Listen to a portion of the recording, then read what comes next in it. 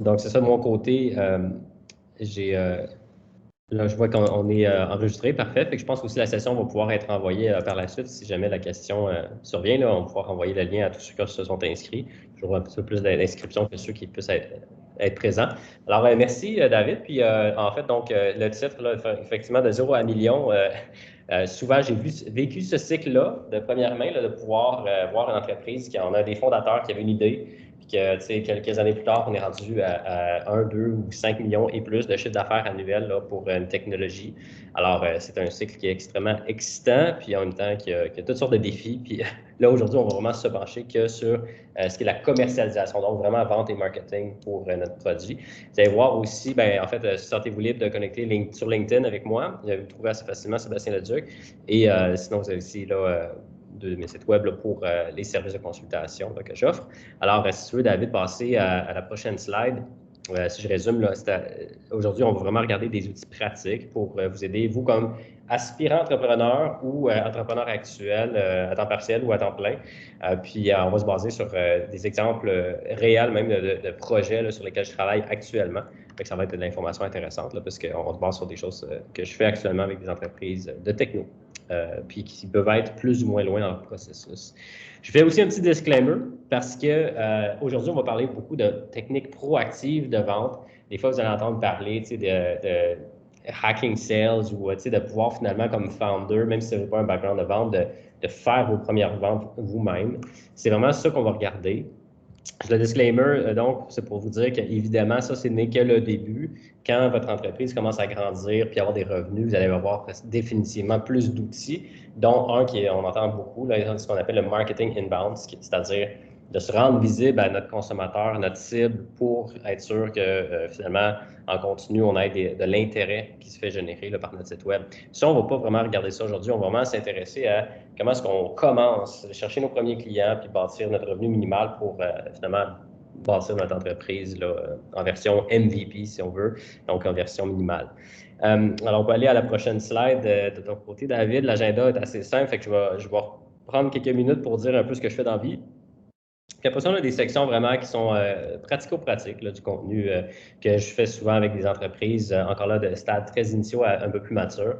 On va parler de cibles, des personas qu'on devrait viser, puis comment on les vise, là, les personas. Donc, je vais l'expliquer un peu plus tantôt, mais c'est qui vraiment chez nos clients cibles qu'on veut, quel rôle qu'on veut viser, puis la valeur, comment est-ce qu'on amène la valeur proposée à ces clients-là. On va parler des choses pratico-pratiques comme des listes de prospection, comment les faire, comment bien les exécuter et avec des outils comme le CRM. Alors, tout ça pour vous donner un petit kit d'outils de la journée que vous voulez amener votre business sur le marché. Avoir un petit kit d'outils là, qui va vous permettre d'être performant dès jour 1, même si vous n'avez pas nécessairement encore les ressources et c'est juste vous comme fondateur qui fait de la vente de votre produit.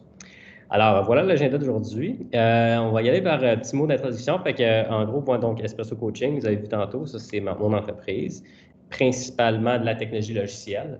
Moi et mon équipe, on aide à la vente et marketing de techno logiciels. Personnellement, je suis aussi entrepreneur. Alors, s'il y en a dans vous ici qui êtes entrepreneur, je suis aussi, donc je comprends la réalité d'avoir des entreprises qui sont des fois plus matures ou qui sont encore au stade très, très initial de leur commercialisation. J'ai un des projets en ce moment qui est pré-commercialisation, c'est-à-dire que le produit n'est même pas encore prêt pour vendre. Fait que les défis qu'on a là, versus d'autres que, là, on est dans les chiffres d'affaires qui sont vraiment plus significatifs. Et je fais un peu d'immobilier aussi. Je dis Canada-USA parce qu'actuellement, je ne suis pas au Canada depuis les derniers mois. Je reviens au Canada qu'au mois de mai. Donc, j'ai un pied aux États-Unis, un pied au Canada pour les affaires de plus en plus. Et en fait, dernier point, je pense que chacun d'entre vous ici, peut-être qu'il y en a qui sont quand même au début de leur parcours professionnel. Je pense que c'est important de réaliser qu'on a une responsabilité chacun, que c'est déjà qu'on vive en Amérique du Nord puis qu'on ait l'opportunité de bâtir une entreprise. Un jour, vient aussi le temps de pouvoir redonner au suivant. Et si on va à la prochaine slide, David a une des organisations, là, par exemple, cette année que j'ai participé avec mon entreprise de consultation, ça s'appelle EcoFarms. Si on regarde la pandémie, ce que ça a fait dans le monde, ça a rendu l'approvisionnement à la nourriture beaucoup plus fragile et difficile pour plusieurs gens dans le monde, dans des régions en Afrique, des régions d'Amérique latine. Puis des organisations comme celle-ci, il y en a plusieurs, mais ce qui vise, c'est de créer un peu plus d'indépendance alimentaire dans les régions qui sont plus à risque dans le globe. Fait que je pense que c'est important de se souvenir finalement que si nous, ici en Amérique du Nord, on a le privilège de pouvoir avoir un toit, des opportunités d'emploi, puis certaines protections là, par les systèmes et les organisations qui nous supportent comme citoyens, aussi se souvenir qu'il y en a qui n'ont pas cette chance-là. Je pense que redonner au suivant, c'est important. Alors, merci David pour cette slide-ci. Je vais à la suivante. Alors, juste aussi pour donner un petit peu de background perso, fait que moi, je suis né et j'ai vécu la majorité de ma vie à Montréal. Plus récemment, il y a presque 4 ans, j'ai déménagé à la belle ville de Québec, on voit à gauche, magnifique, mais en hiver, un peu plus froid, fait que j'ai décidé d'échanger la neige pour une autre sorte de neige blanche, mais qui est plus du sable. Alors là, actuellement, pour l'hiver, je suis à Naples, en Floride. Et là, en fait, ce qui est le plus important, par contre, à se souvenir, puis l'opportunité incroyable qu'on a aujourd'hui, si on va à la slide suivante, David, c'est que la réalité de 2021, c'est qu'on peut bâtir une entreprise de n'importe où. Et le lieu géographique, finalement, a très peu d'importance parce qu'en tant que vous ayez une bonne connexion Internet, puis les choses de base, après ça, pour le reste, tout peut se faire de peu près n'importe où.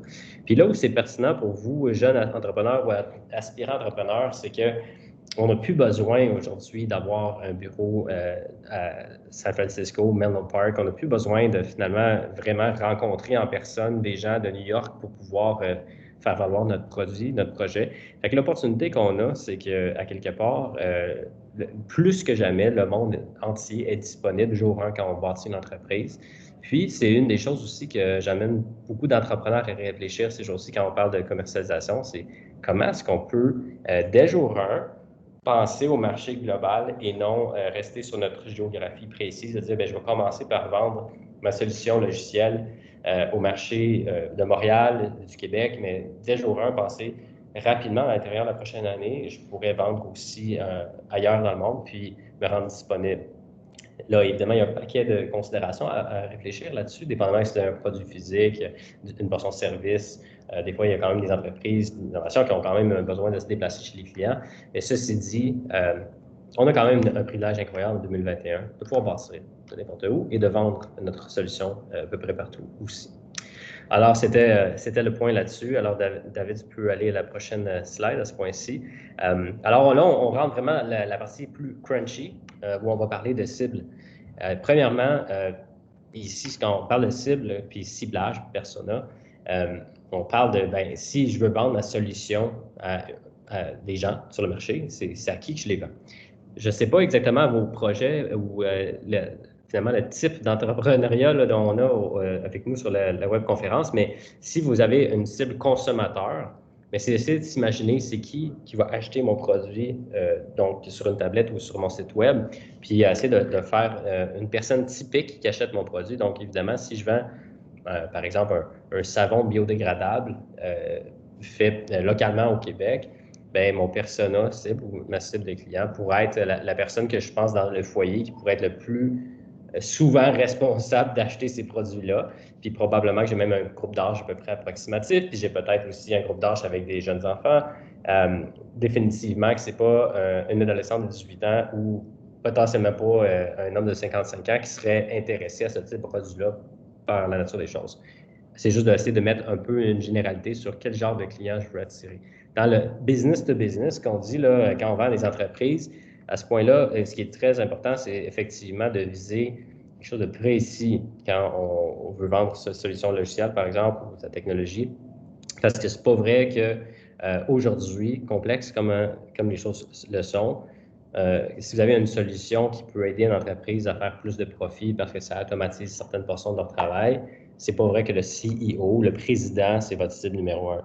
Oui, dans le passé, on se disait, bon, mais on vise le président. Puis si on le convainc, bien là, ils vont embarquer dans l'initiative. Mais je peux vous garantir qu'aujourd'hui, le président, puis même les vice-présidents ou les dirigeants d'une entreprise moyenne de 100 à 1000 employés, ils n'en connaissent même pas assez sur la niche de problème que vous essayez de gérer ou le problème que vous essayez de régler pour prendre une décision vraiment pour ce que vous apportez au marché. Tout est rendu tellement plus spécialisé et complexe que, par exemple, si moi, je suis le président d'une entreprise de 100 employés, puis vous offrez une solution informatique pour aider mon département de TI, de technologie de l'information, bien, clairement que moi, comme président, je vais me fier à mon responsable de TI pour évaluer votre solution. Fait que le persona à viser, ce n'est pas nécessairement en haut. Ça va être la personne qui va vraiment avoir probablement la problématique la plus proche de vous et de ce que vous essayez d'amener comme solution. Alors, je vous invite juste à réfléchir au fait que quand on dit, OK, là, je suis prêt à vendre un produit, il y a quelqu'un dans votre cycle de vente là, qui va être la personne, la championne de la décision pour acheter votre produit, puis c'est cette personne-là qu'on veut viser. Cette personne-là, encore là, si je posais la question, puis là, je ne sais pas à quel point les gens peuvent interagir ou non avec le chat, mais cette personne-là, est-ce qu'elle peut décider à elle seule d'acheter un produit?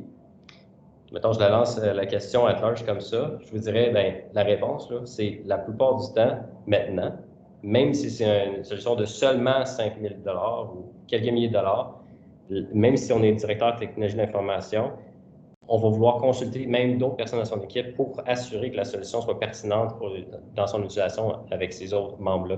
Donc, finalement, aujourd'hui, une solution, quand vous vendez en affaires avec une autre entreprise, il va falloir que vous réfléchissiez au fait que dans votre cycle de vente, même si vous avez convaincu peut-être le champion de la décision, il va y avoir un paquet d'autres personnes impliquées dans la décision qu'il va falloir qu'ils soient aussi convaincus.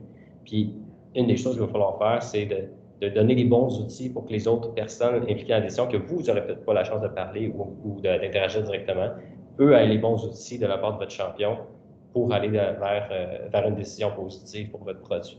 Donc, vous comprendrez que j'ai introduit déjà une certaine notion de complexité dans les décisions d'affaires et la vente de produits aujourd'hui, mais c'est la réalité. Puis il ne faut pas se leurrer à penser que c'est assez facile. J'aide à sauver de l'argent, c'est sûr qu'ils vont l'acheter parce que je vise le contrôleur financier, puis qui ne veut pas sauver de l'argent. Mais votre plus grande compétition aujourd'hui, dans un monde numérisé comme on l'est, c'est le fait que tout le monde aussi d'autres priorités, d'autres projets qui peuvent leur sauver de l'argent. Fait que pourquoi le vôtre? Il va falloir que vous ayez de très bonnes raisons pourquoi est-ce que celui-là va prendre priorité sur d'autres qui sont aussi des bons projets. Alors là-dessus, David, si tu veux aller à la prochaine slide, je vous donne un exemple. Donc là, effectivement, je n'ai pas parlé encore du logo Axify qu'on voit ici à l'écran. Alors Axify, si je vous résume, c'est une solution logicielle dans laquelle je suis impliqué et qui est une solution logicielle qui n'est pas actuellement disponible sur le marché. Alors, je trouvais l'exemple intéressant parce que j'aurais pu prendre l'exemple d'autres entreprises qui sont à 50, 100 employés, puis là, vous avez des réalités complètement différentes de ce que vous vivez comme un jeune entrepreneur. Mais j'ai décidé de prendre un projet qui est encore très, très tôt. Il n'est même pas encore vendu. Et ce produit logiciel-là, ce qui arrive, c'est qu'on est actuellement en train de démarrer la commercialisation. Et je vais donner un exemple d'un bon ciblage pour Axify. Si je vous donne le résumé d'Axify, ce que c'est un produit logiciel qui va aider les équipes de développement logiciel à mieux mesurer leur performance avec des tableaux, des métriques là, qui vont pouvoir démontrer la vélocité de l'équipe. Est-ce que le moral de l'équipe va bien ou moins? Est-ce que notre productivité s'améliore ou non? Donc, c'est des choses qu'on veut faire avec un produit logiciel pour aider un fondateur d'entreprise à mieux comprendre qu'est-ce qui se passe vraiment chez mes devs. Parce que là, nos features ou notre produit est en retard.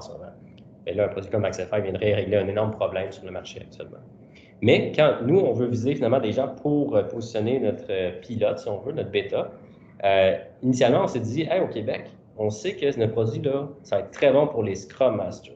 Pour ceux qui ne sont pas en développement logiciel, là, un Scrum Master, pensez-le comme un chef d'équipe d'une team logicielle. Hein? Fait que c'est la personne qui coordonne les efforts pour être sûr comme équipe logicielle, de développeur logiciel, on arrive avec un bon produit en temps selon le livrable. Fait que le Scrum Master, c'est notre cible. Vous allez voir comment que, juste déjà depuis 2 ou 3 semaines qu'on vise les Scrum Masters, les choses changent. Fait que là, nous autres, on s'est dit, ouais, Scrum Master, c'est notre bonne cible, puis normalement, on devrait amener le même message à un paquet de Scrum Master, même ailleurs qu'au Québec, puis le produit devrait être pertinent. Bien, rapidement, on s'est aperçu que le titre Scrum Master, c'est pas nécessairement tout le temps le titre qu'on veut pour notre persona, là, notre cible. Donc, en faisant un peu de travail sur LinkedIn, en contactant des gens, on réalise, bien, en fait, OK, il y a peut-être aussi la notion vraiment de Development Team Lead, qui est un peu synonyme, mais qui est vraiment clairement un rôle identifié qu'on devrait viser. Puis finalement, quand on travaille aux États-Unis, on réalise, finalement, le rôle qu'on veut viser, surtout, ça va être Engineering Manager. Engineering Manager, pourquoi? Bien parce que finalement, c'est souvent appelé avec un terme comme celui-là, l'ingénierie logicielle, donc le manager de l'équipe d'ingénierie logicielle. Et vous voyez, donc, ce que je veux dire, puis l'exemple ici concret, c'est pour vous amener au fait que quand vous allez déterminer un nom, un titre pour votre cible là, de prospect. Ça se peut aussi, soyez ouvert au fait que vous êtes imaginé, je pense que mon persona pour acheter mon produit logiciel, c'est un directeur de technologie de l'information. Puis, tu sais, dans les faits, en le faisant des démarches, on a réalisé qu'il y a d'autres titres qui peuvent être pertinents. Puis, le plus important là-dedans, le takeaway, je dirais, c'est vraiment de comprendre le contexte dans lequel votre produit va être utilisé. Puis, après ça, utiliser ce contexte-là pour mieux canner votre stratégie d'approche. Alors, c'était avec l'exemple d'Axify. On va y revenir avec d'autres choses dans Axify, mais c'est vraiment pour démontrer différents titres qui pourraient être pertinents pour la prospection d'Axify. Alors, David, on va être bon pour bouger à la prochaine. Alors là, je vous donne un petit devoir de réfléchir à vous, votre entreprise, vous aujourd'hui, que vous voudriez vendre votre produit, c'est qui va l'acheter? Puis j'ai mis un alligator, un bébé alligator. Pourquoi? Parce que je suis en Floride. Fait que j'ai mis quelque chose de thématique, mais pensez à votre persona, là, il ressemble à quoi? Est-ce que finalement, c'est un reptile? J'espère que non pour vous, parce que c'est plus dur de les faire acheter un produit logiciel ou une technologie, mais vous pensez, c'est quoi les attributs, à quoi ressemble votre acheteur? Puis c'est quoi son comportement? Puis c'est quoi, finalement, la question la plus importante, c'est quoi le problème qu'on vient régler pour lui, elle, qui a un problème assez important là, pour qu'on lâche ce qu'on fait, puis qu'il y a une certaine urgence à écouter qu'est-ce qu'on a à leur dire.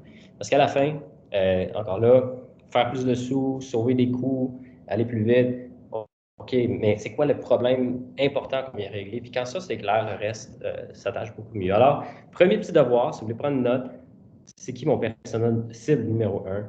Puis ce persona-là, ben, ça va être comme la base pour votre prospection, votre première vente, si on veut. Alors, David, on est bon pour bouger à la prochaine slide. Alors, ça, c'était notre sujet 1, la cible, le persona, les personas. Deuxième sujet, donc le point numéro 3, parce qu'elle avait l'intro, valeur proposée.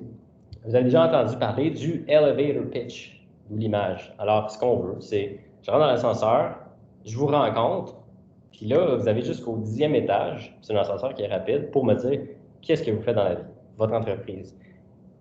C'est quoi? Alors là, ce qui est intéressant, c'est, je vous garantis, moi, ça fait peut-être une centaine de startups que je travaille dans les derniers 3-4 ans là, en continu. Puis cette petite question-là de comme donne-moi ta valeur proposée, give me your value proposition, donne-moi ton elevator pitch de l'entreprise. C'est intéressant à quel point la plupart des entrepreneurs ont quand même une certaine difficulté à le sortir en 30 secondes. Je ne peux pas vous dire à quel point c'est important. Alors, peut-être le deuxième devoir ici, puis on va parler de la valeur proposée dans les prochaines slides, là, mais réfléchissez à c'est quoi votre valeur proposée pour votre entreprise, votre startup ou votre idée. Puis, le plus long que votre valeur proposée allait en ce moment, bien, le moins clair que vous allez être quand vous allez expliquer à quelqu'un. Puis, si ça vous prend 5-6 minutes à expliquer votre entreprise, pourrait, là réfléchissez-y comme il faut. Est-ce que j'ai une entreprise ou une idée qui est commercialisable avec laquelle je peux faire des sous? Parce que, normalement, je serais être n'importe quelle entreprise qui a vraiment comme un système puis qui a un impact, finalement, pour régler une problématique d'importance sur le marché, on serait normalement supposé de pouvoir faire un résumé de peu près une trentaine de secondes. La valeur proposée, là, on dit, ouais, mais elevator pitch, OK, ça, c'est pour des investisseurs, hein? Ça peut. En premier, pensez à votre client. C'est évidemment, la première chose, c'est de vendre votre produit. Pour votre client, en 30 secondes, est-ce que vous êtes capable de le résumer en 30 secondes? Mais effectivement, la valeur proposée, si vous voulez juste résumer votre entreprise à n'importe qui, êtes-vous capable de faire le même exercice? Parce que la journée que vous allez voir votre banquier, la journée que vous allez être en train de chercher de l'investissement, la journée que vous voulez aller chercher un talent vraiment incroyable pour une des spécialités de votre entreprise, si vous n'êtes pas capable, dans 30 secondes, de résumer ce que vous faites et pourquoi c'est intéressant, bien, toutes ces personnes-là vont avoir de la misère à voir comment est-ce que vous avez vraiment un projet entre les mains qui a un potentiel. Donc, encore là, excessivement important d'avoir une valeur proposée d'une trentaine de secondes. On peut aller à la prochaine slide. Là, c'est là qu'on revient un peu à ce qu'on disait par rapport au persona. C'est pas juste d'avoir une valeur proposée, mais il faut l'adapter. Si moi, je suis un directeur de l'informatique, bien, la façon que vous allez présenter votre solution informatique, il va avoir une pertinence pour moi. Donc, peut-être un peu plus technique, puis qu'est-ce que j'ai à gagner là-dedans? Évidemment, si je suis le banquier ou un investisseur, puis vous commencez à aller déjà en 30 secondes trop détaillé sur ce que ça fait d'une façon technique, je vais avoir de la misère à accrocher. Comme investisseur, je veux plus savoir pourquoi le problème est important, pourquoi il y a des sous à faire avec ça, puis pourquoi est-ce que vous êtes la bonne personne ou la bonne équipe pour régler cette problématique-là. Donc, adapter à la cible, c'est crucial parce que sinon, quand vous avez une bonne valeur proposée 30 secondes, si ce n'est pas adapté à qui on parle, c'est aussi bon que finalement pas grand-chose. Si on passe à l'autre slide, c'est pas juste d'être adapté à la cible, mais vous comprendrez aussi qu'il faut être adapté aux circonstances. Ici, on a l'image d'un ouragan qui s'en vient à toute allure sur la côte. Ça, c'est assez intéressant pour moi quand je coach des équipes de vente qui sont en train de faire de la prospection ou approcher des clients, disons, du passé, qu'on essaie de requalifier pour une vente. Si on ne s'adapte pas à ce qu'ils vivent, eux, en ce moment, on manque une énorme opportunité de pouvoir être, ce qu'on dit, relevant avec nos prospects. Si on pense, par exemple, à des entreprises actuellement qui sont situées au Texas, il faut reconnaître le fait qu'eux autres, en ce moment, sont plus en mode personnel, s'assurer que je n'ai pas de dégâts dans la maison suite à la tempête de neige, pour ceux qui n'avaient pas su. Eux autres, en ce moment, c'est un peu une catastrophe d'État par rapport à la remise de l'électricité. Est-ce que j'ai des dommages de l'eau dans la maison? Est-ce que mon bureau est fonctionnel? Je dirais, c'est peut-être même pas le bon temps en ce moment de les communiquer là, pour embarquer un nouveau projet logiciel. Si on réfléchit aux restaurateurs au Québec, puis votre solution, c'est pour aider l'hôtellerie des hôtels de la ville de Montréal, encore là, il faudra falloir que vous soyez adapté au fait que les autres, en ce moment, ils vivent une période qu'ils n'ont jamais vécue dans les derniers 30 ans. Est-ce que votre solution aide à la circonstance ou est-ce que c'est plus quelque chose que vous allez revenir peut-être à la fin du printemps, début de l'été, quand les revenus vont revenir un peu plus, pas à la normale, mais à une meilleure place pour ces hôtelleries, gens de l'hôtellerie. Donc, il faut s'adapter à la circonstance. Les restaurants, en ce moment, les chaînes de restaurants, c'est sûr qu'ils se posent des questions. Comment est-ce que je peux adapter mon offre en ligne pour qu'elle soit plus agréable, pour qu'elle soit plus intéressante. Donc, il y a des choses en ce moment qui se passent qui sont des opportunités, des grands défis, mais qui deviennent des opportunités pour vous comme entrepreneur. Puis ça, il faut y être adapté. J'ai entendu dans le passé, les personas, c'est fini, ça. Donc, c'est plus bon, les personas. En fait, plus ou moins vrai. En fait, ce qui arrive, c'est juste qu'il faut être adapté au contexte. Parce que si vous ne l'êtes pas, quand même, vous imaginez, oui, mon acheteur, il a tel profil. Si vous n'êtes pas adapté à la circonstance, encore là, votre message va vraiment être dans le vide. Alors, c'était pour l'adaptation à ce qui se passe actuellement. Oui, on peut aller à la prochaine. Puis, finalement, là, vous devez vous poser la question, comment est-ce que j'amène mon message au marché? Si on a un petit kiosque d'information puis de grignotis à New York, votre marché, il est énorme. J'entends souvent des entrepreneurs qui me disent « Ah ouais, mon marché, là, il vaut 50 milliards de dollars de US, juste aux États-Unis. » C'est intéressant, oui, OK, ça a l'air d'être un marché adressable d'une belle grandeur. Par contre, c'est tout aussi bon de comment est-ce que vous allez apporter ce message-là. Là, on a, oui, un persona puis une cible qui est bien déterminée. On va avoir une valeur proposée claire qui est courte, qui est vraiment adaptée à notre message et aux circonstances. Mais comment est-ce que je l'amène, ce message-là, au marché? Bien, ça aussi, la manière qu'on distribue notre information va être aussi un des morceaux importants de comment est-ce qu'on va réussir rapidement à attirer les bons clients. Donc, je peux vous garantir, si vous vendez une plateforme logicielle puis que vous comptez sur de la publicité dans un journal de ce petit kiosque-là, ça va peut-être être plus difficile parce qu'avant que le bon persona regarde la bonne valeur proposée puis qu'elle décide de vous appeler ou aller voir sur votre site web, ça risque d'être long. Alors, il faut choisir notre mode de distribution. Puis là-dessus, je vais juste vous donner une anecdote pour encore revenir des cas concrets. 2 cas concrets. Une entreprise logicielle où je suis impliqué vend sa technologie logicielle dans une bonne douzaine de pays.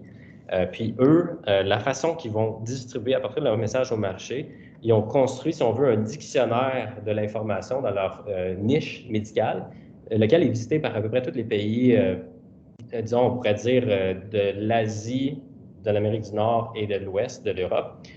Et ce dictionnaire-là en ligne là, est visité des dizaines de milliers de fois par mois. Alors, eux ont trouvé une façon de pouvoir amener du trafic sur quelque chose de très précis où il y avait un besoin dans le marché. Puis, avec ça, là, on trouve quand même, on identifie des endroits où finalement, on pourrait mettre comme une pancarte, si on veut, sur leur autoroute de trafic pour ramener des visiteurs aux produits et aux solutions qu'on veut offrir. Ça, c'est une façon organique d'aller chercher de la visibilité puis d'amener son message. Une autre entreprise, je trouvais ça vraiment super intéressant. Puis en fait, peut-être même encore plus facile pour vous comme jeune startup à mettre en place. Un produit logiciel que j'ai vu là, de A à Z, là, on avait une idée, on avait un produit possible en début 2020, puis on l'a lancé là, pendant la pandémie, donc ça c'était pas prévu, c'est ce qui est arrivé. Et pour avoir un succès quand même très, très fort là, dans le marché seulement québécois, le logiciel pour l'instant, mais un très bon succès parce que finalement, on a réussi à attacher de l'intérêt sur cette verticale-là, qui est une verticale de psychologues, sexologues, psychothérapeutes.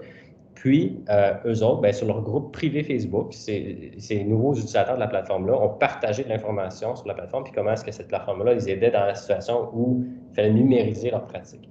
Donc, ce qui a fini par arriver, bien, on a amélioré la présence Facebook, puis on a commencé à faire des Facebook Live plus récemment, où on parle des meilleures pratiques, de numériser sa pratique comme celle-là, puis ça a un succès incroyable. Donc, vous voyez que c'est une autre façon de distribuer son information, mais là, on sait très bien c'est qui notre persona. Notre valeur proposée est très claire.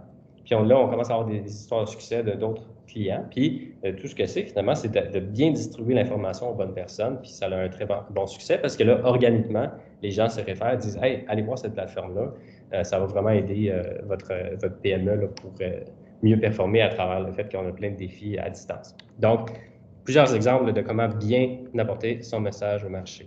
Ça fait un bon 30 minutes déjà. David, est-ce que c'est bon? On continue? Est-ce qu'on fait un petit time-out pour des questions? Là? Je voulais juste donner l'opportunité, là, puis 2 heures. Alors, David? Oui, si vous voulez répondre aux questions, je suis content avec ça. Oui. Est-ce qu'il y a des questions?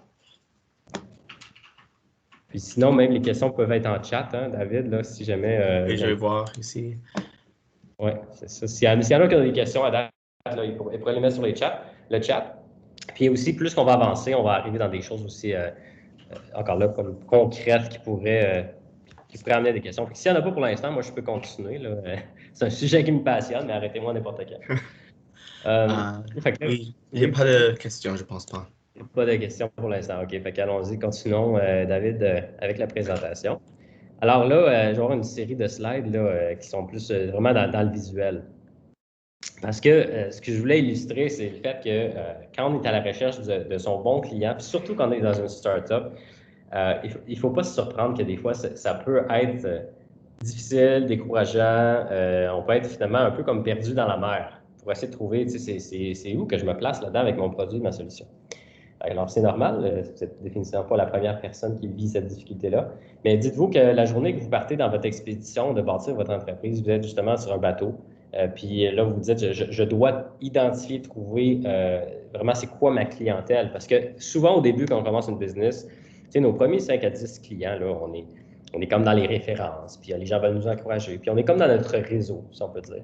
Mais à un moment donné, là, quand on part vraiment dans la mer, puis on se dit, c'est quoi ma clientèle si je m'en vais dans un nouveau marché? Effectivement, c'est un petit peu comme ce bateau-là. Là, on a peut-être moins de points d'attache, puis là, il faut se trouver une niche, un endroit où on va bien performer. Fait que si on va à la prochaine slide, une fois qu'on a trouvé une baie qui est plus tranquille, puis on identifie, OK, cette industrie-là ou cette niche-là du marché, je pense que ma niche ici elle devrait mieux performer que les autres.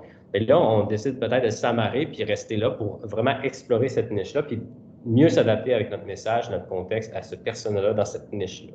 Puis si on va à la prochaine slide, c'est non seulement d'être dans cette baie-là protégée, mais là, à un moment donné, il faut prendre le saut puis sauter, aller dans l'eau, puis vraiment aller à la recherche de notre clientèle idéale. Puis potentiellement, ben oui, c'est rafler un peu sur des roches ou les corails, parce qu'il faut prendre le risque de parler à plus de clients possible dans notre niche pour vraiment identifier qu'est-ce que je m'imagine étant la bonne valeur proposée à mon prospect, est-ce que c'est vraiment ça qui se passe dans la vraie vie? C'est fascinant comment cet exercice-là, nous amène parfois à des conclusions qui sont différentes auxquelles on pensait. On revenait à l'exemple d'Accefy.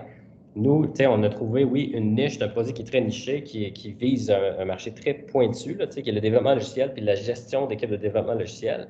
Mais là, on a plongé récemment, puis en parlant avec les clients, puis là, quand on commence à parler à 10, 12 clients par semaine, on commence à avoir pas mal de feedback. Puis là, on réalise, wow, OK, c'est pas pareil qu'on pensait. Ah, ça c'est très... OK, là-dessus, on est dans le mille. Ça, là, peut-être moins.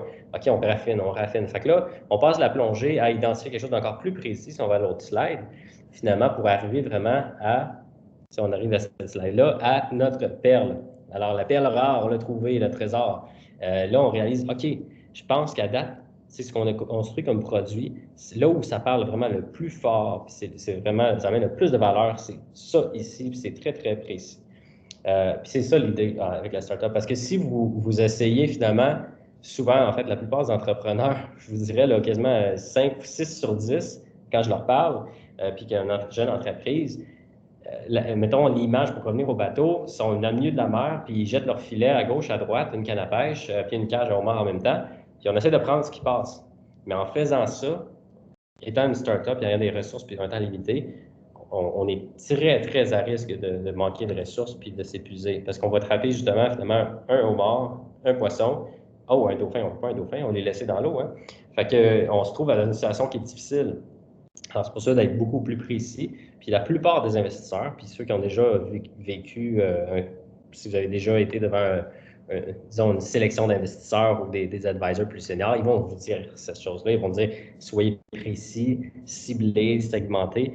Puis là-dedans, la grande sagesse, c'est que quand on ne l'est pas, bien, on se perd. On se perd dans la mer. C'est vraiment, il faut trouver quelque chose de très précis pour être en mesure de bien le faire. Puis une fois qu'on exécute bien cette verticale-là, beaucoup plus facile après ça de répliquer puis de grossir.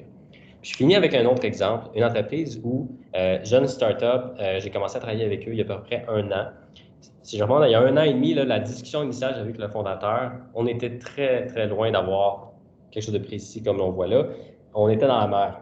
Puis, hey, on a un système qui devrait fonctionner pour le marché commercial, le marché résidentiel. On pourrait faire du e-commerce. On pourrait aussi en vendre à des écoles. On pourrait en vendre au gouvernement. Puis finalement, après avoir fait un peu le tour, là, on réalise, bien, en fait, on va en choisir une de ces verticales-là. On ne prendra pas de consommateur, on ne prendra pas de gouvernemental, on ne prendra pas de commercial. Voici la niche dans laquelle on va jouer. Et vous savez quoi? Rendu ici en février 2021, cette entreprise-là est rendue profitable depuis les 2 derniers mois. Un chiffre d'affaires qui est vraiment le hockey stick en termes de revenus. Puis, pourtant, ils sont encore une petite équipe, là, comparativement à d'autres entreprises qui n'ont même pas encore ce type de revenu-là ou certainement pas la profitabilité.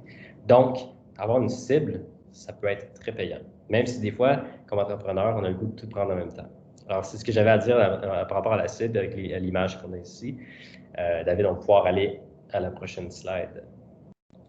Fait que là, vous vous imaginez qu'en regardant ça, de la mer à la baie, finalement, là, la place précise où on décide de plonger, bien là, à un moment donné, on arrive à un devoir. Puis si vous êtes un entrepreneur qui est sérieux dans sa démarche, ça serait peut-être de démarrer là, une première liste de prospection. Qu'est-ce qu'on veut dire par une liste de prospection? Bien, pensons aux personas, les différentes personnes qu'on pourrait viser avec les différents rôles, puis notre niche qu'on vise actuellement. Puis on met tout ça sur un fichier, puis finalement, mettons qu'on a 10, 20 prospects pour commencer. Tantôt, on va être prêt à exécuter de la prospection. Je pense que je vois un message, d'ailleurs, je vais juste aller voir ici. Ce ne sera pas bien long, c'est en train de loader de mon côté, là, mais je pense qu'on a une question. Comment peut-on, OK, donc une question de Paul Lenoir, comment peut-on savoir que l'on tient la perle rare? C'est une très bonne question. Alors, Paul, je dirais, une partie finalement de trouver sa perle rare, c'est d'avoir ces conversations-là initiales, donc avec la liste de prospection, une fois qu'on l'exécute, puis on parle à nos clients, on teste notre valeur proposée adaptée aux circonstances puis à notre persona. Puis, quel est le feedback qu'on reçoit at scale? Parce que apprendre 1 ou 2 prospects, puis tu sais, comme entrepreneur, on peut facilement être excité et dire « Wow, crème, hey, la réponse est très positive. » Mais quand c'est sur 1 ou 2 personnes, ça peut pas vouloir dire grand-chose parce que finalement, c'est un échantillon qui est trop petit. Si, moi, ça fait 10 Scrum Masters à qui je parle pour Accessify, puis les 10 m'ont dit, je vois vraiment une grande valeur à l'outil, voici pourquoi, ta valeur proposée, elle résonne très bien, mais par contre, il y a une dizaine qui me disent, bien, sauf qu'il me manque justement un des aspects ici techniques que j'aimerais mesurer. Ah, OK, fait que là, non seulement j'ai de la bonne information qui me dit, je pense que je tiens peut-être ma perle rare, mais en plus, je sais qu'est-ce que j'aurais besoin pour être sûr de bien naviguer ce type de vente-là. Donc, c'est vraiment avec ce que j'appelle la voice of customer, la voix du client, Paul. Puis aussi, après ça, ben, tu sais, ultimement, mon personnel, il est prêt à payer le prix que moi, je m'imaginais. Parce que À la fin, il peut me dire que oui, c'est super intéressant, mais à la fin, tu prêt à payer 40 par mois pour mon logiciel, puis donner la carte de crédit, puis qu'on commence à charger. Puis si ce n'est pas le cas, ben là, il nous manque encore quelque chose pour comme, arriver à ce point-là d'être commis avec un client. Alors, la perle rare, effectivement, au début, on n'est pas certain de l'avoir, parce qu'on est dans nos premiers clients, des références personnelles, tout ça, puis c'est correct, on commence avec ça. Mais quand on commence à voir qu'on a une certaine répétabilité dans notre processus, puis qu'on a des résultats avec répétition, avec le même message, les mêmes personas, c'est là qu'on a des indications qu'on est sur une très bonne piste à ce moment-là. Et surtout qu'on est capable de faire autant au Québec, en Ontario qu'ailleurs géographiquement. Là, on commence à dire, oui, on est sur une piste. Alors, oui, en fait, Guillaume, bonne question. Il semble y avoir déjà plusieurs solutions de gestion de développement. Oui, Jira, Trello, OK. Comment tirer son épingle joueur avec des scans joueurs? Comment convertir des utilisateurs? Excellente question. Alors, je ne me suis pas attardé trop sur Axify, mais en fait, ce qui arrive, c'est que quand on passe à une plateforme comme Jira, quand on parle de GitLab, quand on parle d'Azure DevOps, beaucoup d'équipes utilisent aussi Microsoft, ça, c'est des plateformes qui s'intègrent à Axify, en fait.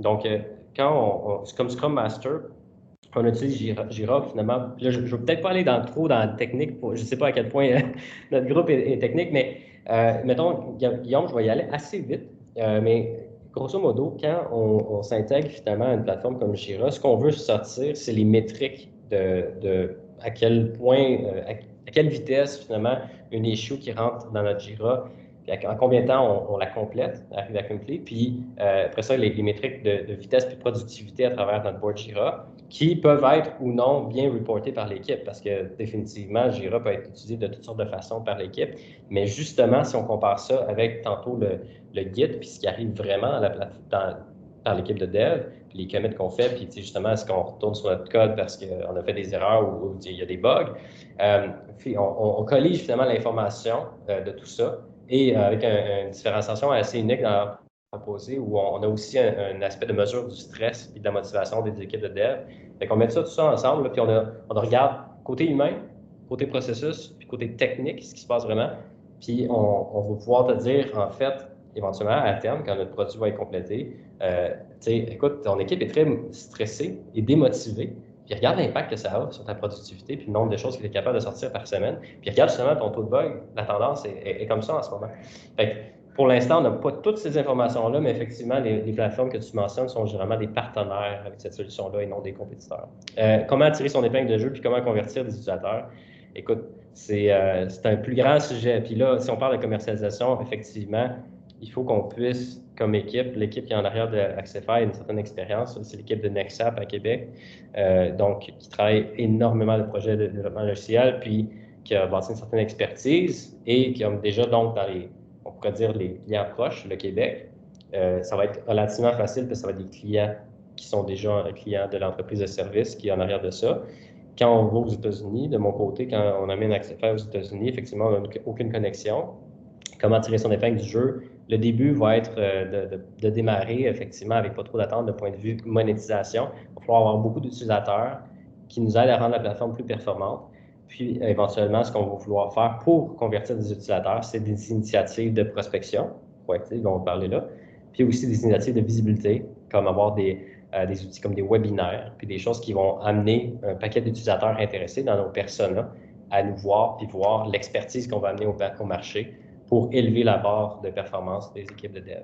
Alors, là, je suis allé peut-être un petit peu plus deep, Guillaume, puis on pourrait y aller beaucoup plus, là, mais ça fait plaisir, Guillaume. Mais effectivement, il y a une mer d'informations. Puis, pour ceux qui ne sont pas dans le développement logiciel, il faut comprendre qu'il y en a des solutions sur le marché en ce moment, puis chaque jour, il y en a plus.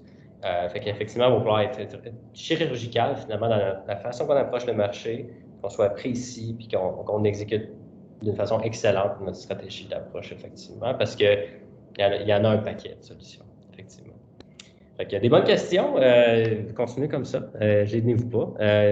Fait que là, si je continue avec la liste de prospection, effectivement, vous, mettons, avec votre idée, si je vous encourage à une chose ici, c'est prenez le temps là, de prendre une douzaine à une vingtaine de prospects, mettez-les sur une feuille. Puis si, David, on voit la prochaine slide, vous comprendrez que dès qu'elle est sur la feuille, avec Excel, je vais vous donner un exemple, mais elle ne va pas rester sur une feuille. Ça, c'est pour juste, quand je dis une feuille, là, vous comprendrez que c'est un fichier Excel ou un CSV. Là. Alors, dans une colonne, vous avez vos noms de prospects, l'autre colonne, la compagnie, puis les autres informations que vous pourriez trouver. Puis après ça, l'idée, je pense que même dès jour 1, vous n'avez même pas d'entreprise encore, mais une des chances qu'on a encore là, de 2021, c'est que vous avez accès gratuitement à des outils comme la version gratuite d'un CRM pour organiser votre liste de prospection. Fait que si on va à la prochaine slide, on va voir un exemple de la liste de prospection d'Accefy qui est dans un CRM qui s'appelle HubSpot. C'est juste pour vous montrer de quoi ça a l'air. C'est jour 1. Hey, écoutez, le logiciel, il n'est même pas encore sur le marché. Mais déjà, on a à peu près 200 prospects. On s'est mis finalement dans un CRM, puis on les a organisés pour que ce soit les prospects de marketing. Puis tous ces prospects-là, ben, on a un objectif de pouvoir les approcher avec du contenu marketing là, prochainement. On n'est même pas encore rendu à avoir du contenu marketing. Mais déjà, pour nous sauver du temps tantôt, on les met dans un CRM parce que, en fait, on va arriver sur le sujet du CRM dans un instant. Mais ce qu'on veut, c'est même si on est jour 0 puis on n'a pas de ressources, on n'a pas d'outils encore, bien, il faut au moins aujourd'hui s'équiper d'une façon minimale pour pas que tantôt quand on arrive puis on commence à avoir des conversations en continu, qu'on ait fait des mauvais choix qui nous font perdre un paquet de temps là, dans la commercialisation plus tard. Parce qu'au début, là, je vous dirais, la plupart des entreprises que je travaille, c'est un des associés, le fondateur ou un des cofondateurs qui va faire les cycles de vente pour un petit bout de temps. Puis là, on me demande souvent, c'est comme, ouais, OK, mais c'est quand je devrais embaucher un vendeur ou un directeur des ventes? Hein? Ça doit être assez vite. J'ai un VP vente, là, jour 1, là, pour nous pousser ça, la machine. Je vous dirais, pour vrai, là, si vous, comme fondateur ou cofondateur, vous n'êtes pas capable de vendre vos 10 premiers clients vous-même, là, déjà, là, pour revenir à la question de Paul Lenoir, est-ce qu'on tient la perle rare? Moi, je me poserais des questions. Je sais que souvent, les cofondateurs, les fondateurs sont des ingénieurs ou des gens techniques ou des développeurs, mais vous devriez, vous, connaissant votre produit et votre valeur proposée, si vous organisez, comme on s'est dit là, avec une valeur proposée claire pour des cibles, si vous n'êtes pas capable d'embarquer quelques clients vous-même dans vos friends and family, déjà, moi, j'ai un flag. Je me dis, qu'est-ce qui se passe?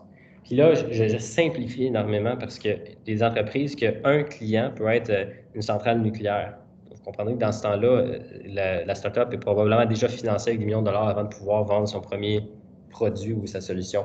Mais si on parle d'une solution qui est relativement abordable, toutes choses étant égales par ailleurs, assez facile d'acquisition pour une entreprise, si vous n'êtes pas capable de la vendre, vous, par les fondateurs, vous n'êtes pas encore prêt à avoir un représentant à temps plein, définitivement pas.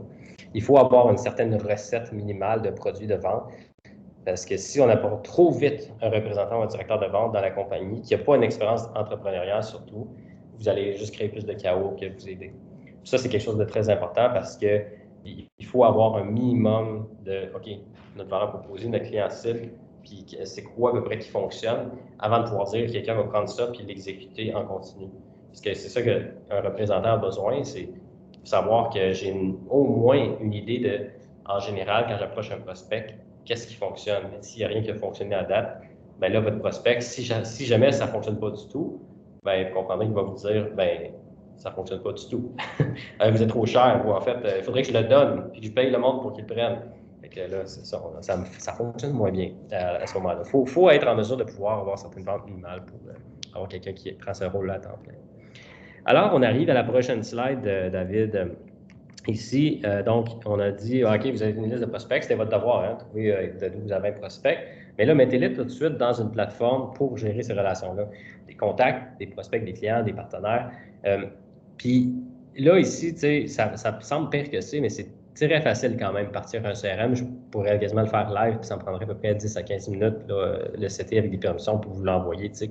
Ce qui arrive, c'est que le CRM là, va vous aider à avoir une structure, un minimum de processus pour que lorsque vous allez faire vos approches, par la suite, qui va être le point 6, vous allez pouvoir documenter chacune des étapes de votre processus d'approche, puis qu'est-ce que vous avez eu comme feedback, puis s'assurer que si on a trouvé la perle rare de Paul Lenoir, bien, cette perle rare-là, on sait qu'est-ce qui a fonctionné avec eux.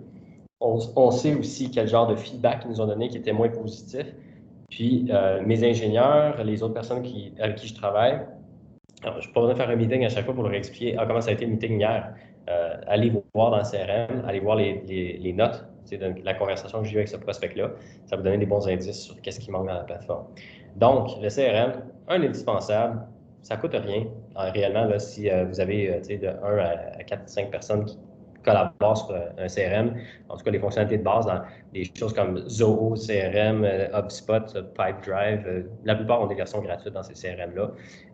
OK, c'est quel que je choisis? Ben, je vous dirais que ça n'importe quand même pas tant que ça, parce que finalement, à la fin, si vous l'utilisez et vous mettez comme il faut vos données, ils ont tous leur plus et leur moins. Vous pourrez lire là-dessus, mais le plus important, c'est de l'utiliser. Puis même de mon côté, quand je travaille avec des entreprises, puis moi, généralement, c'est plus rare que je suis sur les conversations clients.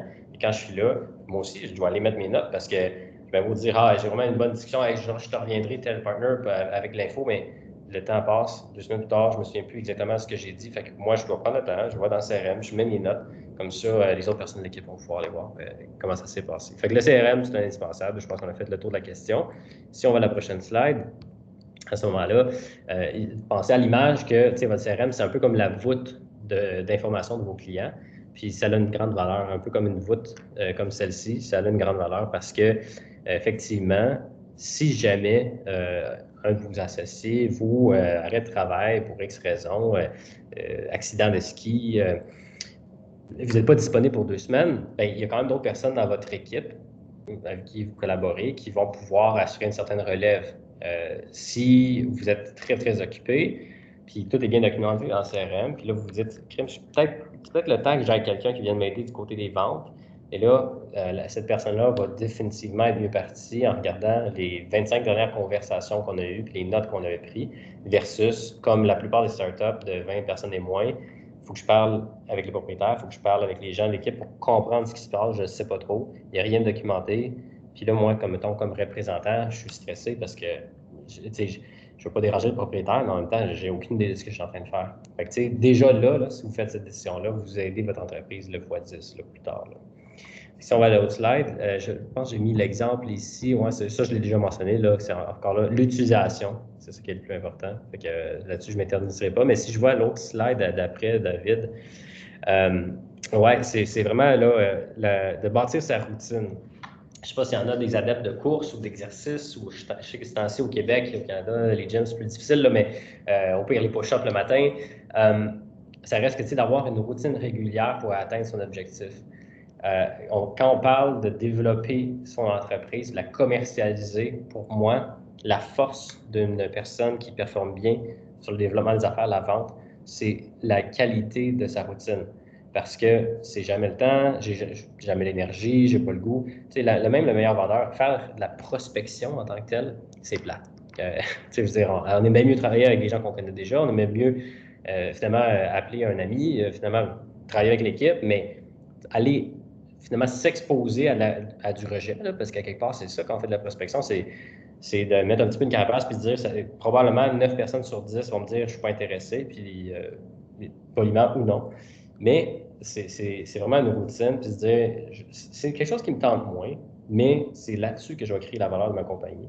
Puis j'établis une routine. Comme, tu sais, ça me tente-tu vraiment d'aller courir une demi-heure aujourd'hui? J'ai plein de choses en tête. C'est plus facile de juste rester dans mon lit puis dormir plus longtemps, ou bien encore passer plus de temps sur Facebook.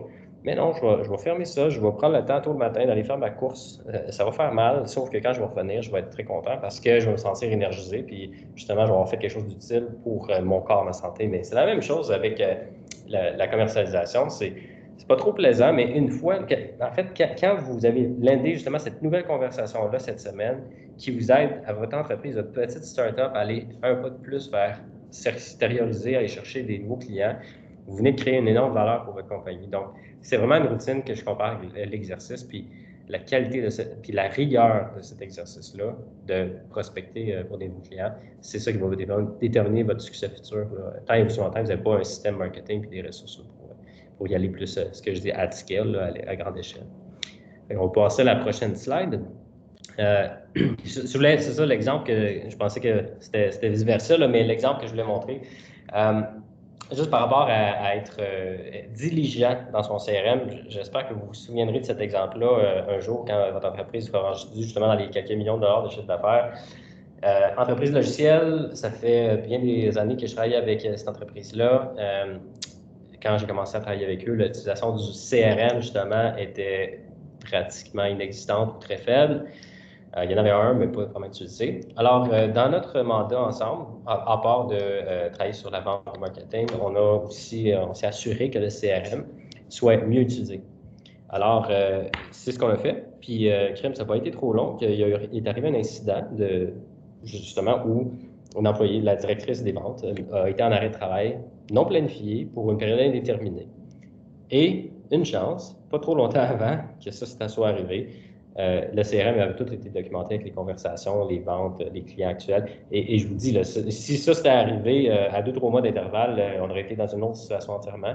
Mais le résultat ici, à cause qu'on s'était mis un processus clair, l'information qui était disponible, en fait, l'entreprise, oui, le président et d'autres personnes dans la compagnie ont dû comme finalement mettre la main à la pâte parce qu'il manquait quelqu'un qui était important à la compagnie, mais grâce au fait qu'on avait fait cet exercice-là, l'entreprise finalement a continué à opérer d'une façon normale, puis finalement a eu un très grand succès dans les derniers temps, malgré les imprévus.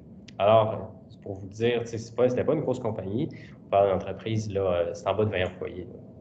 Mais assez que si on ne s'était pas structuré adéquatement, on aurait eu de très gros problèmes avec, en fait, carrément devoir appeler des clients pour même savoir qu'est-ce qu'on leur a vendu, c'est quoi, qu'est-ce qui se passe, puis ça aurait été de un, gênant, puis deux, peut-être risqué si vous êtes un nouveau client là, qui vient de signer un contrat de 1000 $ de technologie, si votre fournisseur vous appelle pour savoir c'est quoi qu'on vous a vendu, mais une chance, on venait juste de documenter les informations, là, puis là, on savait de quoi on parlait.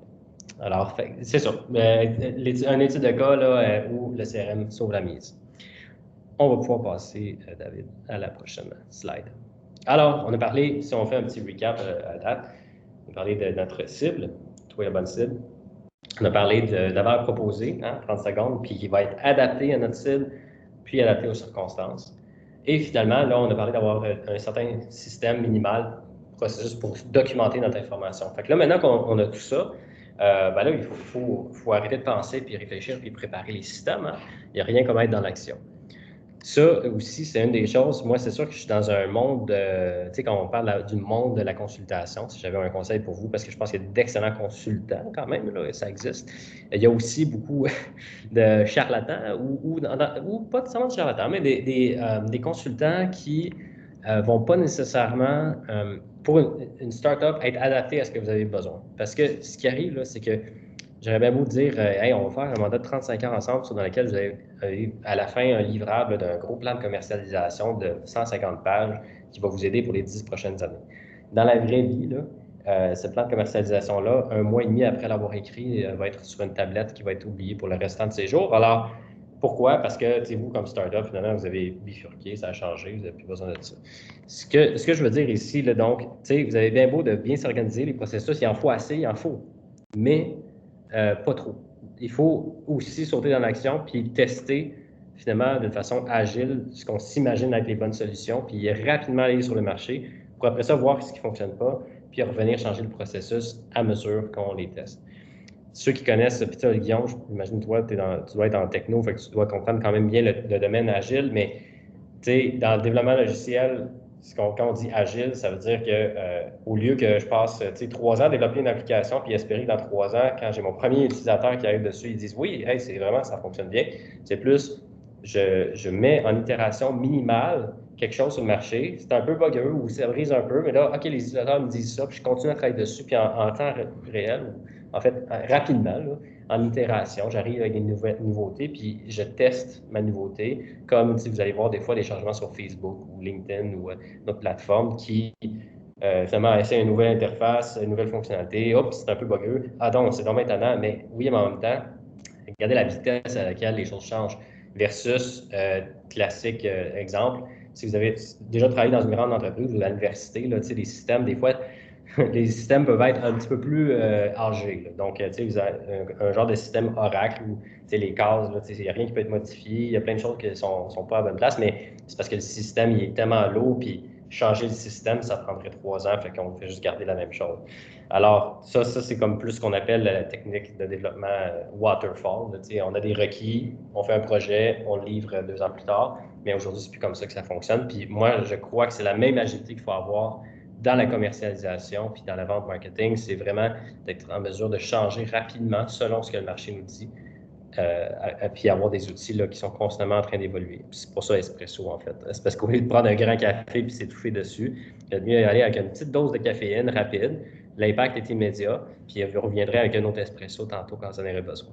Fait que, en gros, préparation, si on pense à l'exécution puis à aller sur le marché, bien, effectivement, votre liste de prospects, là, les 20 prospects qu'on a parlé tantôt qui sont rendus dans votre CRM parce que vous avez choisi un CRM gratuit, bien là, maintenant, on fait à peu près 4 minutes de préparation chaque. Pas 30 secondes, pas 10 minutes. Encore le juste assez. Parce que, puis ça peut être un petit peu moins de 4 minutes aussi, là, mais tu sais, de se surpréparer, c'est aussi pire que de ne pas se préparer. Quand quelqu'un vient, moi, ça arrive quand même souvent que j'ai des jeunes entrepreneurs qui me pitchent une idée pour l'investissement. Si ils n'ont aucune idée, ils ne sont pas allés voir mon profil LinkedIn, ils n'ont aucune idée finalement des projets que j'ai travaillé dans le passé, puis ils m'arrivent avec quelque chose qui est complètement pas pertinent. Ça, c'est sûr que c'est un turn-off. C'est comme, normalement, tu dois le faire avec tes clients. Il faut que tu le fasses aussi avec des investisseurs potentiels. Par contre, pas nécessaire non plus de passer là, des heures et des heures et des heures à réfléchir parce que, en fait, ce qui va arriver souvent avec une présentation à un investisseur, il va dire « C'est super intéressant. Honnêtement, je ne suis pas dans une saison en ce moment, là, cet hiver, pour embarquer un autre projet. Mais peut-être que j'ai un investisseur que je connais qui serait intéressé. » Il ne faut pas non plus passer trop de temps parce que vous avez un temps très, très limité pour réussir à amener votre startup là où il faut. Alors, LinkedIn, regardez votre prospect, faites un petit peu une étude sur qu'est-ce qu'il a fait dans le passé, justement ses études, voir c'est où par où il a passé, c'est où il se situe. Il n'y a pas de problème, Guillaume, si tu vas y aller. Fait que la présentation, de ce que je comprends, est encore en recording, fait que tu vas pouvoir y avoir accès. Guillaume, tu pourras aussi m'ajouter sur LinkedIn si tu veux qu'on discute. Alors, bon après-midi, bon week-end, Guillaume. Donc, c'est ça, recherche LinkedIn. Plus ou moins 2 minutes sur le site web, allez voir aussi l'entreprise, allez voir si c'est des nouvelles. Puis là, justement, le numéro 3, la nouvelle mention, Google News, tu es capable de mettre un nom d'entreprise, allez voir si c'est des choses qui se passent. L'entreprise vient d'être vendue, 150 millions à telle autre entreprise. Bien là, je peux vous garantir que les choses changent actuellement là, pour votre décideur. Ou au contraire, ils sont allés chercher des fonds, puis là, ils sont dans une grande période d'expansion. Ben là aussi, les choses changent positivement. Ils ont peut-être un peu plus de budget pour votre initiative, votre projet, possiblement. Alors, juste d'être informé, juste assez pour être justement prêt, contextuel, puis avoir quelque chose d'intéressant à dire qui est percutant. On pourra aller à la prochaine slide, David. Alors, je vais vous parler un peu de la démarche d'Axify, vraiment dans le pratico-pratique, encore une fois. Qu'est-ce qu'on fait pour la démarche des projets pilotes? Parce qu'Axify, on ne vend pas actuellement le projet logiciel. On ne fait qu'embarquer des gens qui pourraient être intéressés à la plateforme. Puis, en gros, on donne la plateforme actuellement là, à des gens qui ont des rôles spécifiques dans des équipes de développement logiciel. Donc, à ce point-ci, nous, premièrement, on identifie, donc, on parlait tantôt, les Scrum Masters, Team Lead et Engineering Manager et autres rôles qu'on identifie comme pertinents. On fait une approche LinkedIn. On approche ces gens-là avec LinkedIn avec un court message qui est adapté à leur rôle, puis qui en dit 2-3 lignes sur qu'est-ce qu'on veut faire comme logiciel. L'objectif qu'on a par rapport à l'approche, c'est carrément de leur montrer sur une visioconférence comme maintenant, là, de présenter l'écran, puis de montrer comment est-ce que la plateforme pourrait fonctionner. Puis, suite à ça, on a juste une chose qu'on veut, c'est est-ce que ça ferait du sens que vous fassiez partie de nos projets pilotes sélectionnés. Puis, si c'est le cas, bien là, on embarque dans un petit processus de projet pilote qui est assez simple. Puis, à ce moment-là, on a un utilisateur qui, lui, va pouvoir donner du feedback aussi sur les fonctionnalités. Fait que ça, vous comprenez ici que c'est dans le cas d'une technologie logicielle où on a quand même la chance de ne pas avoir, disons, un besoin aussi d'aller faire des revenus avec cette plateforme-là là, dans les prochains mois. On a un objectif d'arriver au mode payant un peu plus tard en 2021. Ça ici, ce n'est pas une approche qui est pour tout le monde. Ce n'est pas une approche pour une entreprise de service nécessairement. C'est une approche pour un produit de technologie logicielle où on va aller chercher le plus d'utilisateurs possible, le plus rapidement possible. Puis éventuellement, on va se pencher sur la monétisation, mais on parle de l'argent, combien ça coûterait, à peu près 40 $ par mois. On en parle aujourd'hui pour voir le feedback aussi, mais le prix, on le demande un peu plus tard quand certaines fonctionnalités vont arriver. Vous, dans votre projet, si vous avez un service, si vous avez finalement quelque chose qui demande un niveau d'intégration ou d'implantation qui est plus élevé, je vais vous dire quelque chose qui va contredire exactement cet exemple-là. Donc, ça va être pas pour vous, c'est comme OK, qu'est-ce que je fais finalement? Mais la plupart du temps, je vous dirais, la plupart des entreprises avec lesquelles je travaille ne sont pas dans une situation comme celle d'Accefy. Je leur dis plutôt, faites payer votre projet pilote. Demandez quelque chose, même si c'est un petit montant, même si c'est symbolique, c'est pas grave, juste pour vous assurer que vous embarquez le bon type de prospect dans votre processus. Parce que je peux vous garantir que quand vous donnez votre produit, il y a un très, très grand danger, et c'est le suivant, c'est que vous êtes en train d'embarquer les mauvais clients pour vous. Parce que les bons clients, qui sont peut-être des fois plus pressés, il faut que ça aille plus vite, ils sont prêts à payer, ils sont prêts à s'engager finalement dans quelque chose, mais finalement, en offrant gratuit, vous attirez peut-être le type de client qui va toujours chercher à aller chercher le moins cher possible pour des solutions. Puis ils seront peut-être très peu engagés dans le processus. Fait que, je vous dirais, par rapport à la gratuité, on me pose souvent la question, je devrais-tu faire payer ou non là, les projets pilotes? La plupart du temps, vous devriez faire payer quelque chose. Dans le cas d'ici d'Accefy, la raison pourquoi on a décidé stratégiquement de ne pas faire payer, c'est parce que pour nous, c'est un produit qui est très facile d'installation. On parle de peut-être 1 heure au gros maximum, divisé sur comme 3-4 fois pour un développeur, juste de l'intégrer et de faire rendre fonctionnel. Ça peut même être moins de 10 minutes, en fait. Là. Puis après ça, ben là, ça roule pas mal tout seul. Et nous, là, tout ce qu'on demande, c'est d'avoir des sessions de révision de l'outil.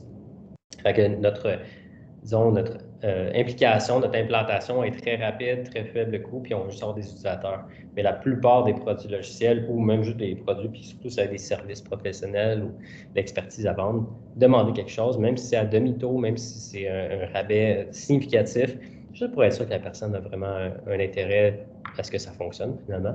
Puis vous, ben, vous êtes quand même un entrepreneur qui a besoin des sous. Hein? Les toasts de beurre de peanut, ils ne se payent pas tout seuls. Fait que vous pouvez quand même demander quelque chose. Puis ça, vous avez quand même une expertise qui, même si elle est encore jeune, vous avez quand même quelque chose à apporter là, dans le livre. Il faut juste être raisonnable. Puis les premiers, on est peut-être prêt à dire, ben, fais-moi 30% ou 50% du prix que je pense que ça va valoir. Mais en échange, par contre, j'aimerais ça que si on a un succès ensemble, je puisse le mettre sur un papier marketing, puis l'utiliser dans mon marketing, là, quand on travaille ensemble, puis ça fonctionne bien. Ça, normalement, c'est la demande que j'aurais quand on commence une nouvelle initiative, un nouveau produit. À date, ça marche. Pas d'autres questions pour l'instant. Fait qu'on continue, on va arriver bientôt à la fin, puis ça va être ouvert pour les questions. D'après moi, on va pouvoir finir vers 2h45, dépendamment. Alors, si on va à la prochaine slide, de ton côté, David. Alors, pour revenir puis résumer finalement le devoir de prospection que je vous donne, jeune entrepreneur aujourd'hui. Alors, on parlait de 12 à 20 prospects. Je mets un range parce que c'est sûr que si vous êtes dans une industrie qui est extrêmement spécialisée, des fois c'est plus difficile d'en trouver une vingtaine, mais minimum 20, disons, sur un projet qui est plus facile de trouver des prospects. Là, ici, c'est un processus vraiment de B2B, hein, de vendre à des entreprises. Quand vous êtes un consommateur, c'est une autre histoire. Mais là, ici, c'est donc à peu près une vingtaine de prospects. Puis mettez-vous des blocs de prospection. Quand je dis bloc de prospection, c'est dur hein, de prendre le temps de faire ça. Donc, lundi matin ou mercredi matin, de 7 à 8, j'ai 1 heure, c'est rien d'autre. Je ferme mon email ou en fait, je ferme toutes les distractions possibles. Je me concentre, je fais un temps d'approche pendant cette période de temps-là qui va être très diligent pour être sûr que dans les prochains 2 mois, chaque mercredi, chaque jeudi, par exemple, j'avance ce projet-là, d'aller chercher des nouveaux clients, des nouveaux intérêts, des conversations qui vont m'aider à m'assurer que j'ai la perle rare là, que j'ai une stratégie qui se tient à long terme. Donc, ceci dit, les blocs de prospection définitifs, c'est une des stratégies qui s'assure qu'on ait cette routine-là. Aussi, l'autre chose, c'est la préparation et l'exécution en série. Assurez-vous que quand vous faites votre bloc de prospection, puis c'est un peu comme on va dire la théorie de la chaîne de production, c'est sûr que vous êtes pas mal plus rapide quand tout ce que vous faites dans la chaîne de production, c'est comme l'assemblage de la tête du moteur sur le véhicule, puis que là, l'assemblage des roues est par une autre personne. Vous êtes spécialisé avec cette machine-là, puis vous le faites en série. C'est un peu la même chose quand on travaille sur n'importe quelle tâche technique. C'est quand vous êtes en train de faire l'import de prospects dans le CRM, bien, vous faites un bloc import de prospects, puis c'est ce que vous faites pendant 30 minutes, puis là, vous passez à un autre appel. Si vous commencez à rentrer un prospect, l'approcher sur LinkedIn, faire le 4 minutes de préparation, faire le message, l'envoyer, faire un suivi, prendre la note dans le CRM. Finalement, chaque prospect va vous prendre tellement de temps que vous allez en faire 3-4, puis là, vous allez passer à autre chose, puis ça va être, finalement, vous allez être comme très peu efficace dans votre approche en série. Fait que ce que je recommande plutôt, c'est vraiment si votre import dans le CRM des prospects est complété, là, votre bloc de prospection, vraiment, vous les avez préparés à l'avance pour vous assurer que cette heure-là, vous ne faites que des approches en série. Puis là, comme vous le faites en série, puis c'est à chaque semaine en plus, vous allez être efficace de le faire en série, tout en faisant une personnalisation pour chacun de ceux-là que vous allez approcher, mais assez rapide pour en faire une quantité significative ou minimale. Parce qu'encore là, ce qu'on veut dans 2 mois, c'est pouvoir dire qu'est-ce qui en est vraiment ressorti. Vous avez fait 3-4 approches, on ne peut même pas regarder vraiment de statistiques, s'il n'y en a pas, c'est pas assez de volume. Mais si vous en avez fait plusieurs, puis une vingtaine, puis peut-être dans ces 20 prospects-là, il y a eu plusieurs points de contact ou 2-3 points de contact, là, vous avez plus des chiffres à regarder pour voir à quel point je suis efficace. Donc, c'est ça, à la fin, on arrive, il faut mesurer nos résultats, puis s'adapter, comme vous parlez de l'agilité, puis répéter ce qui fonctionne. Puis là, écoutez, quand je donne des sessions comme celle-ci, j'en ai fait une, je vais vous dire, la semaine dernière avec 7 entreprises, jeunes entreprises. Il y en a qui sont moins jeunes ou plus jeunes entreprises. Il y en a une qui est comme peut-être 25 employés maintenant, de la région de la ville de Québec principalement, puis Montréal. Puis là, j'ai plein de. Moi, j'ai des objections, des entrepreneurs. C'est ouais, mais tu sais, nous on n'a même pas 20 prospects en Amérique du Nord. Là, ce qu'on vend, c'est hautement spécialisé. On a juste 10 compagnies qui pourraient faire affaire avec nous. Bien, parfait, excellent. Bien, vous êtes dans une belle situation d'être dans une niche précise. Ça ne veut pas dire qu'il ne faut pas avoir cette même diligence-là dans la prospection. Puis la prospection, c'est peut-être une prospection réchauffée dans le sens où vous savez, s'il y a un événement dans votre industrie ce printemps, tout va être attaché après ça. Ça va être hautement personnalisé. Vous savez qu'il y a seulement quelques personnes à contacter dans toute votre industrie en Amérique du Nord. C'est une belle situation. Ça ne veut pas dire qu'il ne faut pas être rigoureux. Ça ne veut pas dire que ce processus-là ne fonctionne pas. C'est juste qu'il faut l'adapter à votre réalité. Ce qui veut dire que vous, peut-être, votre réalité, c'est que j'ai juste 12 compagnies que je peux viser en Amérique du Nord, mais il y en a 3 là-dessus qui sont d'énormes compagnies. Puis ces énormes compagnies-là, bien, dans mon processus de décision pour ma solution, il y a peut-être 25 contacts, 10 contacts, peu importe, qui sont impliqués dans la décision. Il y a aussi le fait que c'est pas vrai une personne, une compagnie. T'sais, on a parlé tantôt que finalement, oui, il y a un champion pour la décision ou plusieurs champions pour la décision, mais autour d'eux, il y a un paquet d'autres influenceurs pour notre décision qui, eux aussi, peut-être, ce serait intéressant qu'ils sachent qu'on existe, s'ils sont un processus de décision. Fait que, ce que je vous encourageais à faire aussi dans votre rigueur et discipline de prospection, c'est de se dire peut-être que ma prospection à ce point-ci, c'est dans des comptes que j'ai déjà, ou des clients avec qui je travaille déjà même, et que je n'ai pas établi des relations avec d'autres personnes très pertinentes avec qui je devrais parler. Puis ça, c'est vraiment pas à négliger. Beaucoup d'entrepreneurs avec qui je travaille, beaucoup d'efforts pour aller chercher comme la nouvelle entreprise pour le rentrer comme client.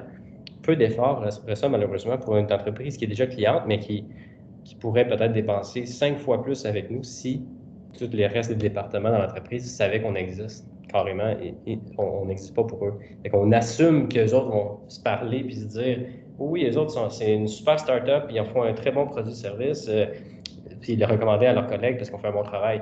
Je vous garantis que la plupart du temps, ce n'est pas le cas. Parce que, pourquoi? Bien, comme vous êtes d'autres choses, vous êtes occupé, vous avez une famille, vous avez des fins de semaine. Donc, finalement, la plupart des gens ne vont pas prendre le temps de parler à vos collègues par rapport à un projet. Ce qui veut dire que si vous n'êtes pas intentionnel, vous allez juste manquer beaucoup, beaucoup d'opportunités qui sont quand même plus faciles à aller chercher parce que c'est des clients que vous avez déjà établi un lien. Donc ça, c'est pour les devoirs de prospection. Je vous encouragerais à tenter ça ici. Puis si vous voulez, après ça, me partager ce qu'on a fait avec les 7 entrepreneurs, 7 entreprises que je vous parlais. Quelques jours plus tard, on a fait une rencontre tôt un matin. Puis on a regardé qu'est-ce qui en est sorti, justement, des devoirs à peu près identiques à ceux-là. Eux autres, il y avait quand même un devoir d'identifier les 20 prospects et de les communiquer dans les prochains jours pour qu'on puisse faire un point 3-4 jours après, savoir ce qui s'est passé. Et si vous voulez tenter de voir, puis sur LinkedIn, moi une petite note, « Hey, j'ai réussi à faire ça » ou « Ça n'a pas du tout marché, j'ai 0 réponse », ça fera plaisir de vous donner un conseil ou deux là, gratuitement pour pouvoir vous guider un petit peu à travers ça. David, je ne sais pas si tu voulais aller à la prochaine slide. Alors, on arrive à la slide finale. Donc, petite voiture sportive. Alors, la question qu'on se pose aujourd'hui, c'est est-ce qu'on est prêt à accélérer? Puis là, des fois aussi, encore là, on se pose la question comme entrepreneur, c'est-tu un bon temps où je devrais attendre avant d'aller sur le marché avec mon produit, il n'est pas prêt ou il faut qu'on finalise X, Y, Z avant qu'on aille parler au premier client. Généralement, je vous dirais, on a tendance comme inventeur à trop attendre avant de parler à notre clientèle cible parce qu'on va attendre que notre produit soit vraiment fin, prêt pour le marché. il y a un très grand avantage à aller un petit peu plus vite sur le marché puis accélérer un peu nos conversations pour qu'on puisse carrément tester notre prototype, notre idée avec des vraies personnes. Parce que, puis on est tous coupables de ça, on a tous des blind spots, là, des parties finalement de notre côté entrepreneurial qui sont où on n'a peut-être pas autant de clarté, où on s'imagine que le marché, les gens devraient avoir aimé ça. Puis finalement, dans la vraie vie, c'est pas exactement comme on s'est imaginé. Alors, un grand avantage d'aller chercher la voix du client plus rapidement pour s'assurer que ce qu'on est en train de bâtir, il va réellement avoir un marché pour ça. Puis parce que si ce n'est pas le cas, ben, ça peut coûter cher, effectivement, d'être en train de bâtir un produit qui, finalement, a peu de réponses positives. Puis c'est autant mieux de savoir rapidement s'il faut faire des adaptations au produit. Alors, fait que la question que je lance ici là, au groupe, est-ce que vous êtes prêts à faire une accélération ou à approcher des clients, à rentrer dans un processus là, pour des prospects? Bien, je vous dirais, mettons, si je réponds à la propre question, peut-être que oui, peut-être que non. Il y a une chose qui est sûre, par contre, si vous avez même une idée, aujourd'hui, une idée, là, tout le monde a une idée, tout le monde a plein d'idées, finalement. Ce qui vaut cher, c'est est-ce qu'on est capable de mettre un système, un processus en place pour réussir ça à scale, donc en continu. Quand ce n'est pas le cas, l'idée, elle vaut aussi cher qu'une idée, donc pas grand-chose. C'est vraiment comment est-ce qu'on va exécuter cette idée-là et comment est-ce qu'on va l'amener au marché pour qu'elle soit monétisée. Donc, ce que je veux dire par là, c'est, tu sais, votre idée, là, des fois, je travaille avec des fondateurs, des inventeurs là, qui ont une idée incroyable, puis là, ils ne veulent pas trop en parler parce que c'est vraiment une bonne idée. Moi, je vous garantis que d'un point de vue investisseur, là, on fait souvent dire ça, c'est comme, écoute, mon idée, là, je ne voudrais pas trop en parler, mais en parlant de votre idée à d'autres, vous allez même vous-même confirmer c'est vraiment une si bonne idée que ça. Puis je vous garantis que souvent, votre idée, ben, elle va être modifiée et elle va devenir meilleure en parlant à d'autres. Puis je pense juste à une situation très récente, c'était hier ou avant-hier, où j'en sais un autre entrepreneur ici, en fait, qui vient de New York, mais qui était ici en Floride. Puis on parle d'un produit. Puis finalement, il réfléchit pendant qu'on jase, puis il dit, ah, mais ça me fait penser à quelque chose. Puis là, il nous envoie un lien, puis finalement, pour réaliser que c'est tel autre produit ressemble drôlement à cette idée-là de laquelle on parlait. Ne peut pas dire que l'idée n'est pas bonne, ça, mais en fait, c'est une confirmation. C'est-à-dire, OK, il y en a d'autres qui se sont intéressés au problème. Mais tu sais, si on n'avait pas parlé à l'entrepreneur, puis on n'avait pas donné justement un petit peu plus le portrait complet de là où on veut que ça aille, de ce produit-là, on n'aurait jamais su qu'il y a un compétiteur qui est en train de construire exactement ça, puis qui vient d'aller chercher 3 millions de dollars en investissement là, à San Francisco. C'est de la bonne information, puis en fait, on va le regarder de proche, celui-là. Mais vous voyez comment c'est important, justement, d'aller chercher le plus de feedback possible pour bâtir des bonnes entreprises qui vont être solides puis qui n'ont pas des gros blind spots parce qu'on n'a pas testé assez notre idée. Donc, David, si tu veux aller à la slide finale, on revient comme à la slide du début. On a peut-être une douzaine de minutes qui restent. J'ouvre le plancher pour les questions. Moi, je suis encore disponible pour la prochaine douzaine de minutes. Puis, je ne sais pas si il y en a là-dessus qui voudraient comme, envoyer une question sur le chat, puis peut-être même poser une question spécifique à leur projet ou leur idée, justement, là, puis comment l'amener au marché. Alors, David, de ton côté, moi, je ne vois pas de chat. Je ne sais pas si tu envoies ton bord. On laisse comme un 30 secondes là, on ouvre le plancher. David, oui? Oui, je pense que quelqu'un va poser une question. Oui. Mais merci beaucoup, Sébastien, pour cette présentation. Ça fait plaisir. Ça fait plaisir. Puis, non, c'est bien. J'ai l'impression que aussi, David, la plupart d'entre nous doivent être sur l'heure de l'Est. Alors, à 3 heures l'après-midi, je pense qu'il y en a pour plusieurs que ça va être pas mal la fin de la journée bientôt. Alors, s'il n'y a pas autre chose, s'il y avait un autre qui voulait poser une question, là, mais s'il n'y a pas autre chose, moi, de mon côté, ça compléterait pour aujourd'hui. N'hésitez pas à m'ajouter sur LinkedIn, puis garder en contact comme ça. David, est-ce que tu avais un mot de la fin de ton côté? Oui, et si vous avez des questions aussi, vous pouvez m'envoyer un email. Je vais mettre mon email dans le chat aussi. Et Je peux montrer. Nous avons des événements pour la semaine prochaine. C'est en anglais, mais sur mardi et jeudi. Et nous vous enverrons un email sur les futurs événements français que nous prévoyons aussi. Super. Alors, un gros merci, David, de l'invitation. Moi, ça m'a fait plaisir de faire partie de ce petit panel-là. Effectivement, ça fait plaisir. Constance, puis ouais, c'est ça le courriel là, dans le chat. Moi, de mon côté, j'en fais en anglais et en français, so if you prefer English or French, s'il n'y a aucun problème, là, je fais les deux. Mais sinon, de mon côté, s'il n'y a pas autre chose, je pense que David, on va se dire là, dans la prochaine minute, on va se dire bon week-end. Oui. Puis terminer le reste de notre journée. Toi, David, es-tu situé à l'heure de l'Est ou t'es ailleurs? Oui, je suis à Toronto. À Toronto, OK. Fait que toi aussi là, à 2h50 cet après-midi. Il fait combien là, actuellement à Toronto? Pardon? Il fait combien la température? Oh, aujourd'hui, je pense, je vais chercher un moment. C'est OK. 2 degrés. 2 Seulement degrés, OK. oui. Bon, c'est un petit peu plus chaud, je pense, qu'à Québec ou Montréal. Je pense que je sais même pas si je devrais. Ouais, moins 14 Oh, à moins Québec. 14. Oh. OK.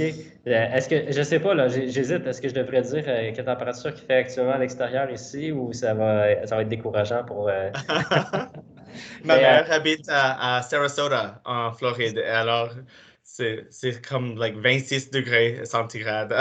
ouais. Mais en fait, moi ici aujourd'hui, il y a un maximum de 29 degrés Celsius. Fait que c'est une Wow. petite différence avec la ville de Québec, là où est ma maison.